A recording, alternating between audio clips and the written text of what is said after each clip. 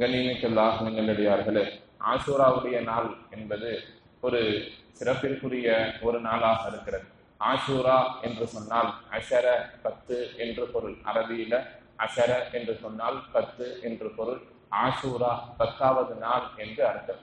ஆஷூரா என்பது முஹர்ரம் மாதத்தினுடைய 10வது நாளை குறிக்கக்கூடிய ஒரு நாள் என்பதை கவனத்தில் கொள்ள வேண்டும். நபி ஸல்லல்லாஹு அலைஹி வஸல்லம் அவர்கள் ஹிஜ்ரத்திற்கு பின்பதாக மதீனாவிற்கு வந்த பொழுது அங்கே யகூதிகள் யூதர்கள் நோன்பு வைத்திருப்பதை பார்த்து, நீங்கள் ஏன் இன்றைய நாள் நோன்பு வைத்திருக்கிறீர்கள் என்று கேட்ட பொழுது அந்த யூதர்கள் சொன்னார்கள், இது எங்களுக்கு சிறப்பான ஒரு நாள். என்ன காரணம்னா, நபி மூசா அலைஹிஸ்ஸலாத்து வஸ்ஸலாம் அவர்கள் எங்களை ஃபிரௌனிடத்திலிருந்து காப்பாற்றி அழைத்து வருகிற பொழுது செங்கடல் நடுவில் குறுக்கிட்டது.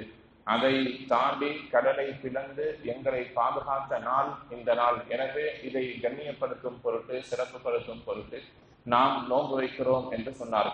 நபி மூசா அலைஹிஸ்ஸலாத்து வஸ்ஸலாம் அவர்களையும் அவர்களுடைய வெற்றியையும் அவர்களுடைய சிறப்பையும் மேன்மையும் கொண்டாடுவதற்கு உங்களை விட நாங்கள் மிகவும் தகுதி வாய்ந்தவர்கள் என்று நபி ஸல்லல்லாஹு அலைஹி வஸல்லம் அவர்கள் சொல்லி, நபி ஸல்லல்லாஹு அலைஹி வஸல்லம் அவர்கள் தாங்கள் அந்த நாளில் நோன்பு நோற்பதோடு சமூகத்தையும் அந்த நாளில் நோன்பு நோக்குமாறு ஏறி இருக்கிறார்கள்.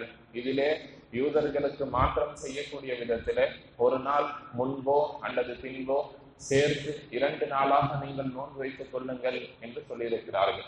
நபி மூசா அலைஹிஸ்ஸலாம் மட்டுமல்ல, இந்த நாளில் ஒரு சில இமாம்களுடைய கூற்றின்படி 10 நபிமார்களுக்கு அவர்கள் சந்தித்திருந்த அந்த சோதனையை நீக்கும் பொருட்டு அல்லாஹு ஜல்லஷானஹு தஆலா அந்த சோதனையிலிருந்து நிவாரணத்தை இந்த நாளில் கொடுத்தான் என்பதாக சொல்லுகிறார். பொதுவாக எல்லா கஷ்டங்களிலிருந்தும் நபிமார்களுக்கு இந்த நாளில் அதிகமான நிவாரணங்கள் கிடைத்திருக்கிறது, சோதனைகளிலிருந்து வெற்றி கிடைத்திருக்கிறது. அதுல ரொம்ப குறிப்பான ஒரு வரலாறு தான் மூசா அலைஹிஸ்ஸலாத்து வஸ்ஸலாம் அவர்கள் கடலை பிளந்து பனூ இஸ்ரவேலர்களை அந்த ஃபிரௌனிடத்திலிருந்து அவர்கள் காப்பாற்றி கொண்டு வந்த அந்த நாளாக இந்த நாள் இருக்கிறது என்பது நமக்கு ஒரு நெருக்கமான ஒரு வரலாறு. இந்த வரலாறில் நாம் எடுத்துக்கொள்ள வேண்டிய மிக முக்கியமான ஒரு படிப்பினை என்னன்னு சொன்னா, வாழ்க்கையில் கஷ்டங்களையும் சோதனைகளையும் சிரமங்களையும் சந்திக்காத எந்த ஒரு மனிதரும் துனியாவில் இல்லை. கையில 10 ரூபாயை ஒருவர் வைத்திருக்கிறார், அவ்வளவுதான் இருக்குதுன்னு சொல்லி சொன்னால் அதற்கு தகுந்தவாறு அவருக்கு ஒரு கஷ்டம் இருக்கும். கையில ஒருவர் 1 கோடி ரூபாய் வைத்திருக்கிறாருன்னு சொல்லி சொன்னால் அதற்கு தகுந்த கஷ்டமும் நெருக்கடியும் அவரிடத்துல இருக்கும். நம்மள்ட்ட அளவா கொஞ்சம் ஒரு 10 ரூபாய் காசு இருக்குதுன்னா ஒரு 1 லட்சம் ரூபாய் இருந்தா நல்லா இருக்கும் நினைப்போம். ஆனால் 1 லட்சத்தை கையில் வைத்திருப்பவருக்கு அதற்கு தகுந்த சோதனையும் சிரமமும் இருக்கும், எதிர்பார்ப்பும் இருக்கும், இன்னும் கொஞ்சம் வேணும் அப்படிங்கிற மாதிரி. அல்லது காசு பணங்களை அல்லாஹ் கொடுத்து கூடையே சோதனைகளையும் கொடுத்து விடுவான். அவர்களால் அந்த நியமத்தை அனுபவிக்க முடியாமல் போய்விடும். எப்படியோ ஒவ்வொரு மனிதனுக்கும் வாழ்க்கையில ஏதாச்சும் ஒரு கஷ்டமும் சிரமமும் இருக்கும். அந்த நேரத்தில் நாம் என்ன செய்ய வேண்டும் என்கிற அந்த பார்வையில் நாம் அந்த சிரமங்களை பார்க்கிற பொழுது இந்த வரலாறு நமக்கு ஒரு நல்ல செய்தியை சொல்லித் தரும். என்னன்னு சொன்னா, நபி மூசா அலைஹிஸ்ஸலாம் ஃபிரௌனிடத்திலிருந்து பனூ இஸ்ரவேலர்களை அழைத்து கொண்டு வருகிறார்கள். வந்து அந்த அவர்களிடத்திலே தப்பி செல்லக்கூடிய வழியிலே தான் அந்த செங்கலன் நடுவில் குறுக்கிடுகிறது. அந்த நேரத்துல மூசா அலைஹிஸ்ஸலாம் என்ன செய்தார்கள் என்பதை குர்ஆனிலேயும் ஹதீஸிலேயும் பார்க்கிற பொழுது மூசா அலைஹிஸ்ஸலாம் சொன்னார்கள், இன்ன மஅய ரப்பி சயஹ்தீன், இறைவன் என்னோடு இருக்கிறார்.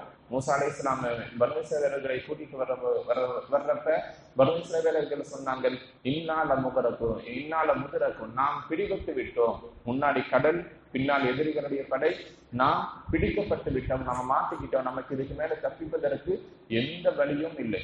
நாம இந்த கடலை தாண்டியும் போக முடியாது, அதே நேரத்துல பின்னாடி போறான்னு சொல்லி சொன்னா எதிரிகளுடைய படை இருக்கிறது, நமக்கு வேறு எந்த வழியும் இல்லை, நாம் அகப்பட்டு கொண்டோம் என்று சொன்ன அந்த நேரத்தில் தான் மூசா அலைஹிஸ்ஸலாம் சொன்னாங்க, இன்ன மஅய ரப்பி சயஹ்தீன், என்னுடைய இறைவன் என்னோடு இருக்கிறான், அவன் எனக்கு நேர்வழி காட்டுவான். இது ஒரு அற்புதமான அழகான ஒரு தஸ்பீஹ். ஏற்கனவே நாம சொன்ன மாதிரி எல்லா நபர்களுக்கும் வாழ்க்கையில் ஏதாவது ஒரு கஷ்டம், நோய் நொடி, சிரமம், நெருக்கடி, கடன், ஏதாவது ஒரு கஷ்டங்கள் இருக்கும். அந்த நேரத்தில் நாம் சொல்லுவதற்கான, நாம் ஓதிக்கொள்வதற்கான அழகான தஸ்பீஹாக இந்த தஸ்பீஹை இமாம்கள் சொல்லித் தருகிறார்கள். இன்ன மஅய ரப்பி சயஹ்தீன்.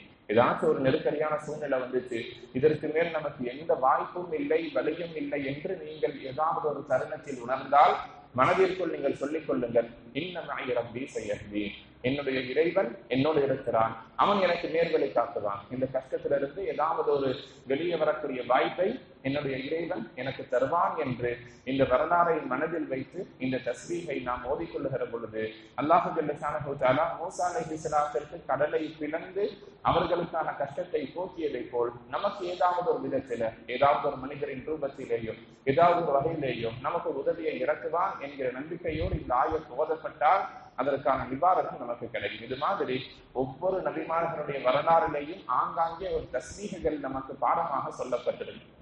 நபி இப்ராஹிம் அலைஹிஸ்ஸலாத்து வஸ்ஸலாம் அவர்களை நெருப்பு குண்டத்தில் போட்ட பொழுது அந்த இதே நாளில் தான் அந்த நெருப்பு குண்டத்திலிருந்து அவர்களுக்கு விடுதலை கிடைக்கிறது. இது ஒரு நீண்ட நெடிய வரலாறாக இருந்தாலும் அந்த நேரத்தில் இப்ராஹிம் அலைஹிஸ்ஸலாம் என்ன செய்தார்கள்? ஹஸ்பி அல்லாஹு நிஅமல் வக்கீல், அல்லாஹ் எனக்கு போதுமானவன், அவனே வக்கீல்களில் சிறந்தவனாக, பொறுப்புதாரிகளில் சிறந்தவனாக இருக்கிறான் என்கிற தஸ்பீகை இப்ராஹிம் அலைஹிஸ்ஸலாம் ஓதினார்கள்.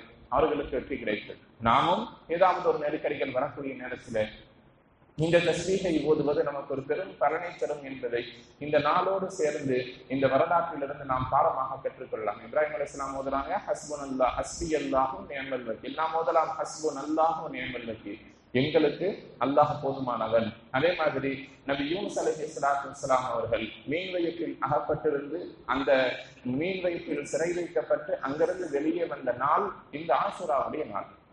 யூனுஸ் அலைஹிஸ்ஸலாம் எப்படி வெளியே வந்தாங்க?